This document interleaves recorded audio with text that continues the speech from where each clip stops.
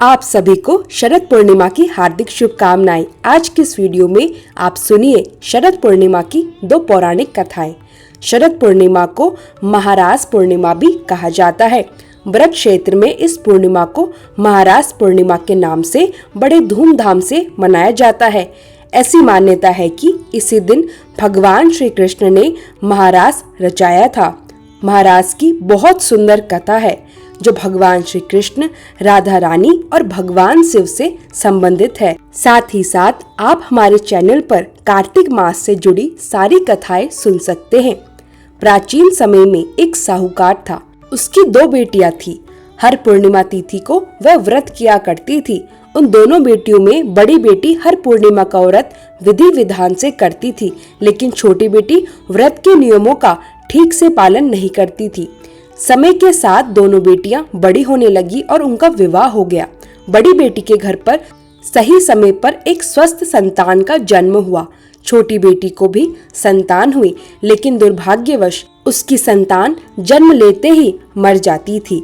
जब छोटी बेटी के साथ यह घटना 2-3 बार हो गई तो उसने एक ब्राह्मण को बुलाकर अपनी पूरी कथा सुनाई और किसी उपाय के लिए प्रार्थना की। ब्राह्मण ने सारी बात सुनने और कुछ प्रश्न पूछने के बाद कहा, तुम पूर्णिमा का अधूरा व्रत करती हो, इसी कारण तुम्हें व्रत का पूरा फल नहीं मिल रहा और अधूरे व्रत का दोष लग रहा है। छोटी बेटी ने ब्राह्मण की बात सुनकर पूर्णिमा का व्रत पूरे विधि विधान से करने का निश्चय किया। आश्विन पूर्णिमा आने से पहले ही साहूकार की छोटी बेटी ने इस बार व्रत के पूरे विधि विधान का पालन किया। उसका बेटा जन्मा, लेकिन दुर्भाग्यवश इस बार भी उसकी मृत्यु हो गई। छोटी बेटी ने अपने बेटे के शव को एक चौकी पर रखकर कपड़े से ढक दिया। जब उसकी बड़ी बहन आई तो उसने उसी चौक पर बैठने को कहा। जैसे ही बड़ी बहन बैठी, उसका घाघरा मृत बालक को छू गया और वैसे ही बच्चा जीवित होकर रोने लगा। बड़ी बहन ने छोटी बहन से कहा, बहन, तुम मुझ पर कलंक लगाना चाहती हो, मेरे बेटे से तो यह बालक मर जाता। छोटी बहन बोली, बहन क्या बताऊं, यह बालक पहले से ही मृत था, पर तुम्हारे पुण्य और भाग्य से पुनः जीवित हो गया। बच्चे की रोने की आवाज सुनकर छोटी बहन बहुत खुश हुई। उसने बड़ी बहन से कहा, तुम पूर्णिमा का पूरा व्रत करती थी, इसलिए तुम्हारे ऊपर भगवान की असीम कृपा है। मैं अधूरा व्रत करती थी, इसलिए मुझे दोष लगा और मेरी संतान जीवित नहीं रहती थी। आज तुम्हारे भाग्य से मेरी संतान भी जीवित हो गई। छोटी बहन ने पूरे गांव में ढिंडोरा पिटवा दिया कि जो कोई भी पूर्णिमा का व्रत करे वह पूरा व्रत करे, कोई भी अधूरा व्रत ना करे। इसके बाद छोटी बहन ने भी शरद पूर्णिमा से विधि विधान से व्रत प्रारंभ कर दिया, जिससे उसके बच्चों को दीर्घायु और स्वास्थ्य प्राप्त हुआ।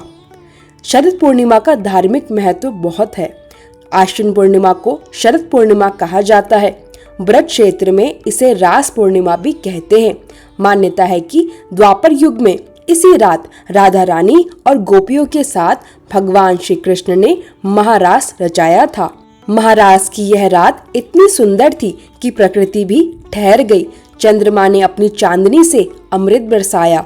6 महीने तक महादेव भी गोपियों के रूप में इस दृश्य को देखने गए। चंद्रदेव इतने मंत्रमुग्ध हो गए कि 6 महीने तक सुबह ही नहीं हुई।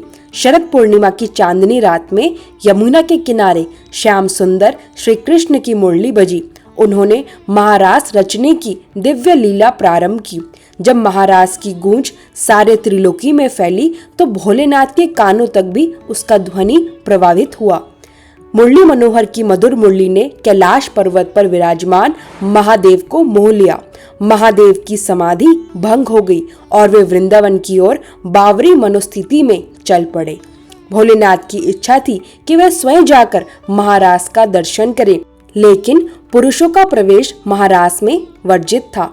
भोलेनाथ वृंदावन में महारास के दर्शन पाने के लिए पहुँचे। तब वहां खड़ी गोपियों ने कहा, यदि आप महारास देखना चाहते हैं तो गोपी का रूप धारण कीजिए, मानसरोवर में स्नान करके गोपी रूप बन जाइए, तब आप आसानी से महारास के दर्शन कर पाएंगे। तब भगवान शिव ने अर्धनारीश्वर रूप से पूर्ण नारी रूप धारण किया। यमुना जी ने उनका श्रृंगार किया, सुंदर चूड़ी, नुपुर और ओढ़नी पहनाई, साथ ही एक हाथ का घूंघट भी लिया। युगल मंत्र का उपदेश भी भगवान शिव के कानों में दिया गया। गोपी रूप में भगवान शिव ने गोपियों के मंडल में प्रवेश किया। उनकी दृष्टि से विश्व मोहिनी रूप की माधुरी फैली। सामने विराजमान थे श्री कृष्ण, श्री राधा रानी और सभी गोपियां।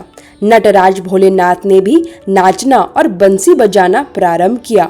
मुरली मनोहर की मधुर बंसी सुनकर भोलेनाथ अपनी बुद्धि भूल गए। भगवान कृष्ण ने कहा, राज में थोड़ा हास परिहास हो जाए तो आनंद दोगुना हो जाएगा।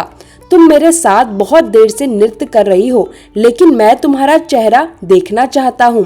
भोलेनाथ ने गोपी रूप में अपना घूंघट रखा और धीरे धीरे पंक्ति में सबसे अंत में खड़े हो गए ताकि कृष्ण उनका दर्शन न कर सके। कन्हैया ने कहा, अब बारी अंत से शुरू होगी। गोपी रूप में खड़े भोलेनाथ ने अन्य उपाय सोचा, लेकिन श्री कृष्ण हर गोपी का मुख देखना चाहते थे। जैसे ही भोलेनाथ दौड़कर गोपी के घूंघट के पीछे गए, कन्हैया ने देखा और कहा, आओ गोपेश्वर, आपकी जय हो। सभी गोपियां आश्चर्यचकित रह गई।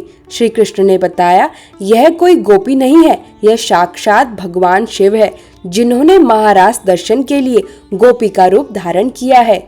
श्री राधा जी ने भगवान शिव से पूछा, भगवान, आपने गोपी रूप क्यों धारण किया? शिव जी बोले, आप दोनों की प्रेम लीला महारास देखने के लिए। उसके बाद भगवान शिव ने वरदान मांगा, हम चाहते हैं कि श्री राधा और श्री कृष्ण के चरण कमल में हमेशा हमारा वास हो। बिना उनके चरण कमल के हम कहीं और वास नहीं करेंगे। श्री राधा और श्री कृष्ण ने उनकी यह इच्छा पूरी की। इस प्रकार महारास रचना की रात अत्यंत सुंदर और दिव्य हो गई। आज भी वृंदावन में विशेषकर गोपेश्वर महादेव के पास भगवान शिव गोपी वेश में दिव्य श्रृंगार किया करते हैं। भक्तों को इस दिन शिव जी और श्री कृष्ण के दर्शन का अनोखा अनुभव होता है। सभी भक्तों को यह समझना चाहिए कि शरद पूर्णिमा केवल चंद्रमा का महत्वपूर्ण दिन नहीं, यह दिन भक्ति, लीला और दिव्यता का प्रतीक है। भगवान के सर्वव्यापक प्रेम और कृपा का अनुभव हर भक्त को होता है। शरद पूर्णिमा की यह कथा हमें सिखाती है कि भक्ति, निष्ठा और नियम पूर्वक व्रत का महत्व कितना बड़ा है। जो व्यक्ति पूर्णिमा व्रत पूरी श्रद्धा और विधि विधान से करता है, उसे भगवान की कृपा और आशीर्वाद अवश्य मिलता है। श्री कृष्ण और राधा रानी के साथ भगवान शिव की लीला हमें दिखाती है कि सच्चे प्रेम और भक्ति में सभी भेद समाप्त हो जाते हैं। यहाँ तक कि भक्त के लिए भगवान स्वयं भी रूप धारण कर आनंद प्रदान करते हैं। शरद पूर्णिमा के कुछ विशेष कार्य और पुण्य। पहला, स्नान और शुद्धिकरण। इस दिन स्नान करने से शारीरिक और मानसिक पवित्रता आती है। दूसरा, पूजा और अर्चना। भगवान शिव, श्री कृष्ण और राधा रानी के चित्र या मूर्तियों का पूजन करें। तुलसी, पीपल या किसी पवित्र स्थान पर दीपक जलाएं। तीसरा, व्रत और उपवास। पूर्णिमा व्रत रखने से पूर्व जन्म के पाप नष्ट होते हैं। भक्ति और निष्ठा से किया गया यह व्रत जीवन में सुख, समृद्धि और आशीर्वाद लाता है। चौथा, भजन, कीर्तन और कथा श्रवण। भगवान के नाम का स्मरण और भजन करने से मन प्रसन्न होता है। कथा सुनना और सुनाना भी पुण्य और आध्यात्मिक ऊर्जा देता है। पूरे मन और श्रद्धा से आप व्रत करें। अधूरा या अनियमित व्रत फलदायी नहीं होता। भगवान की लीला और कृपा हमेशा सच्चे भक्त के साथ रहती है। शरद पूर्णिमा केवल चांदनी की रात नहीं, बल्कि भक्ति और दिव्यता का पर्व है।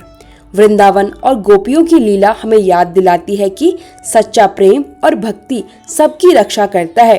तो भक्तों, इस शरद पूर्णिमा पर श्रद्धा, भक्ति और व्रत का पालन करें। भगवान श्री कृष्ण, राधा रानी और महादेव की कृपा से आपके जीवन में सुख, समृद्धि और आनंद हमेशा बना रहे। आप सभी को दोबारा से शरद पूर्णिमा की हार्दिक शुभकामनाएं। राधे राधे श्याम।